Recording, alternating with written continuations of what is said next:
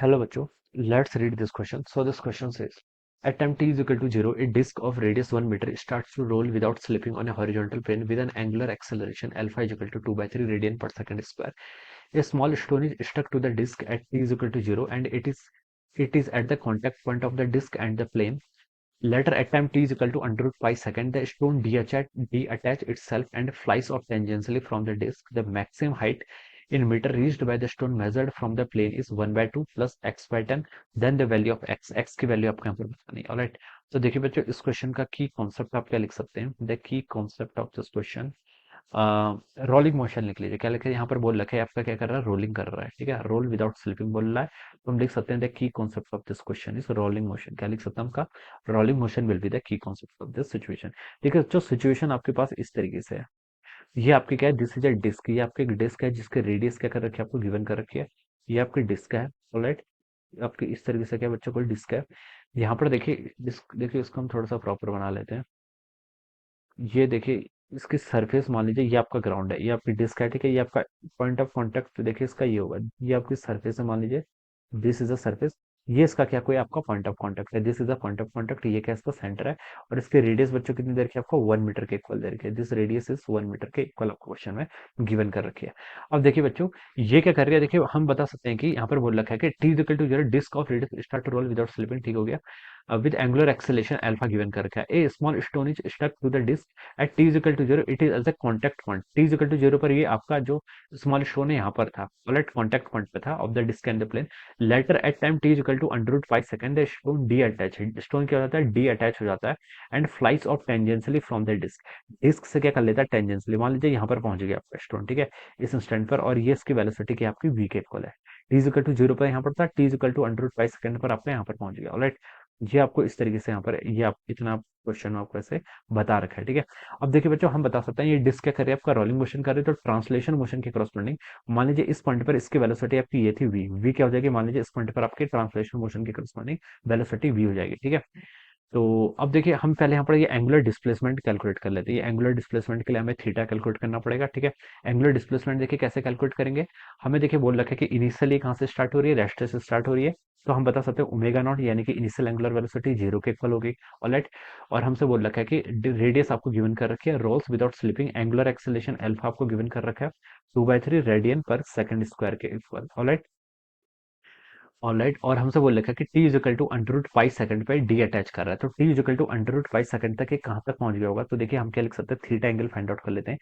Theta क्या होता है आपका, omega naught T plus half alpha T square. Omega naught zero के इक्वल है, तो यहाँ से कंट्रीब्यूशन जीरो जाएगा, plus half into alpha. Alpha कितना आपका 2/3 टी का स्क्वायर, यानी कि टी का स्क्वायर करेंगे तो आपका पाई वाली टर्म यहाँ जाएगी, यहाँ से टू से आपका टू कैंसिल कर गया. थीटा आपका पाई/3 आ गया. पाई/3 का मतलब होता है आपका 60 डिग्री. तो बच्चों ये तो आपने कैलकुलेट कर लिया कि ये एंगल कितना आपका 60 डिग्री के इक्वल है. ये आपकी रेडियस है, और ये वेलोसिटी की आपकी टेंजेंट है. This velocity is tangent. तो ये एंगल कितना हो जाए 90, और ये 60 के इक्वल था, ये 90 होगा. तो ये एंगल बच्चों कितना होगा आपका 30. तो बता सकता हूँ बच्चों में, देखिए ये वेलोसिटी देखिए इसके पास, ये वेलोसिटी आपकी वी के इक्वल है. ठीक है, ये वेलोसिटी कितनी है बच्चों, आपकी वी के इक्वल है. और ये वेलोसिटी भी कितनी है, आपकी वी के इक्वल है. इसको आप फाइंड आउट भी कर सकते हैं. ठीक है, ये हम यहाँ पर से ऐसे बता सकते हैं. राइट, तो ये तो आपने देखिए बच्चों क्या कर लिया यहाँ पर, आपका कैलकुलेट कर, यहाँ पे ये तो हम यहाँ पर ऐसे क्या कर सकते हैं, इजिली हमने यहाँ पर कैलकुलेट कर लिया. ऑलराइट, तो अब देखिए हमें बताना है कि इसकी नेट वेलोसिटी कितनी होगी. इसकी हमें देखिए यहाँ पर नेट वेलोसिटी बतानी है. हमसे पूछा कि मैक्सिमम हाइट कितनी क्या करेगा, रीच करेगा. मैक्सिमम हाइट हमें यहाँ पर क्या करनी है, कैलकुलेट करके बतानी है. तो यहाँ से हम लिख सकते हैं, वर्टिकल डायरेक्शन में देखिए इसकी नेट वेलोसिटी, ये एंगल आपका 30 है, ये एंगल 90, तो ये नेट एंगल कितना होगा आपका 120 डिग्री के इक्वल होगा. ये हम बता सकते हैं. ये वेलोसिटी क्या है स्टोन की, स्टोन देखिए इसका पार्ट है, जब ये रिलीज करेगा तो ये इस डिस्क के साथ था. तो बता सकते हैं कि जो डिस्क की वेलोसिटी की वही होगी, तो ये कितना होगा, वी होगा. और ये वाली इसकी क्या है, this is the horizontal velocity. तो इसका जो रिजल्टेंट आएगा वो यहाँ पर से पास करेगा इन दोनों के बीच से. इसको मैंने क्या बोल दिया, this is the V net. ये कितना हो जाएगा, वी नेट. अब इस वी नेट की वैल्यू में क्या कर लेता हूँ, यहाँ से कैलकुलेट कर लेता हूँ.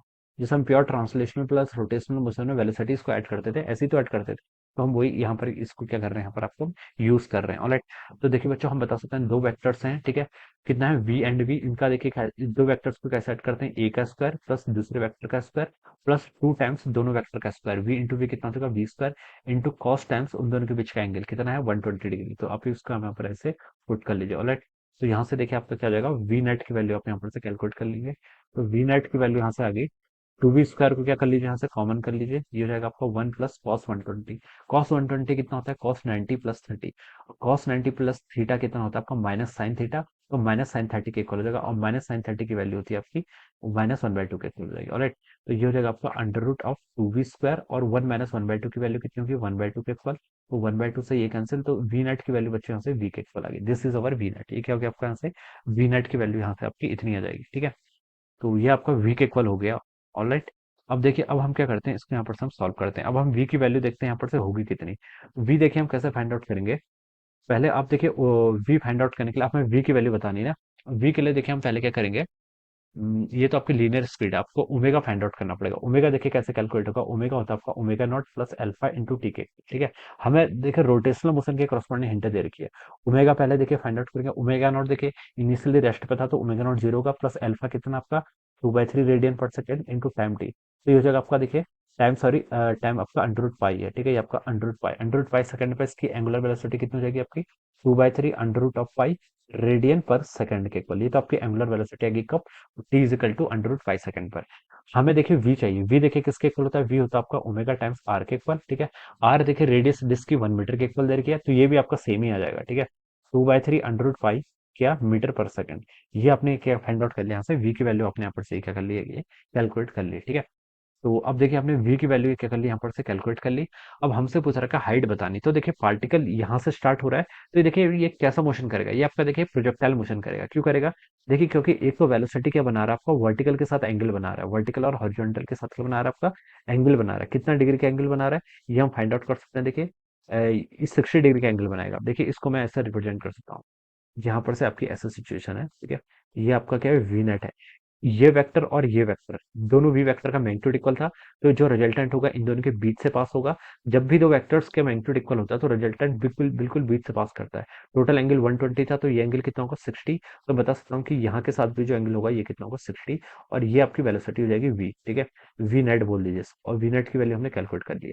तो पार्टिकल आपका ऐसे मूव करेगा अंडर कांस्टेंट एक्सेलेरेशन, जी का एक्सेलेरेशन है सिर्फ। तो ये आपका क्या करेगा, ऐसा प्रोजेक्टाइल मोशन करेगा। ठीक है, और प्रोजेक्टाइल मोशन के केस में देखिए हमसे बोल रखा है कि maximum height shown from the plane. ठीक है, तो ये जो आपकी हाइट आएगी ये आपकी एच मैक्स आ जाएगी, और ये एच मैक्स देखिए यहाँ इस लेवल से आ रही है। उसके बाद आपका ये वाली लेवल तो अभी भी बच गया, ग्राउंड से कैलकुलेट करने के लिए हमें ये भी चाहिएगा। ठीक है, ये देखिए कितना होगा, ये देखिए यहाँ से लेकर यहाँ तक, ये तो उसकी पूरी रेडियस है, this is the whole radius. ठीक है, ये आपकी पूरी क्या रेडियस है, तो ये आपकी आर होगी।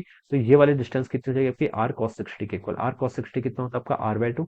ये r/2 होगा, तो बच्चों ये भी आपका r/2 हो जाएगा। ऑलराइट, तो ये r/2 कितना हो गया आपका 1/2। तो ग्राउंड से अगर मैं बात करूँ, ठीक है, फ्रॉम ग्राउंड, ग्राउंड से देखिए आपका 1/2, तो ये वाली डिस्टेंस पहले से ऑलरेडी आनी है। प्लस अब आप इसकी क्या कर लीजिए, यहाँ से मैक्सिमम हाइट कैलकुलेट कर लीजिए। प्रोजेक्टाइल की मैक्सिमम हाइट का फॉर्मूला क्या होता है, u² sin² theta divided by 2g। ठीक है, u² आपने यहाँ पर कैलकुलेट कर लिया 2/3 √5 का क्या कर लीजिए square, u² sin² theta. Theta देखिए कितना 60, sin 60 कितना √3/2, उसका स्क्वायर कर लेंगे।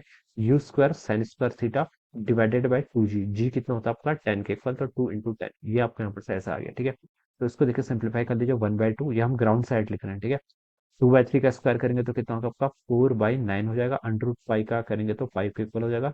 ये आपका 3 डिवाइडेड बाई 2 का आपका 4 हो जाएगा। ठीक है, इंटू आपका यहाँ से 1 बाई, चलो इसको नीचे रख लेते हैं। ठीक है, 2 × 10 के इक्वल कर लीजिए इसको। ठीक है, क्योंकि ये आपको बाद में काटने के लिए इजी रहेगा। तो देखिए 4 से आपका यहाँ पर 4 कैंसिल हो गया, 3 से आपका देखिए यहाँ पर 3 कैंसिल हो जाएगा, तो कितना बच गया आपका 5/3 के इक्वल बच गया। तब इसको ऐसे लिख लीजिए 1/2, और यहाँ पर आप इसको देखिए 5/6 ऊपर कर लीजिए डिवाइडेड बाई 10, ये वैल्यू आ जाएगी।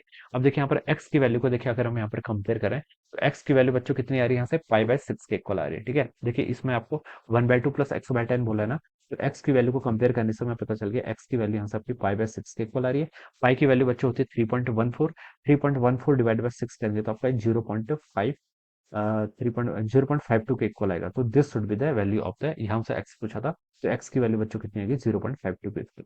So this should be the answer of this question. ये क्या होगा, इस क्वेश्चन का अपने से आंसर हो जाएगा। ऑलराइट, तो इस तरीके से हम क्या करेंगे बच्चों, से यहाँ पर सॉल्व करेंगे। So I hope you all understood this concept. All the best and thank you so much.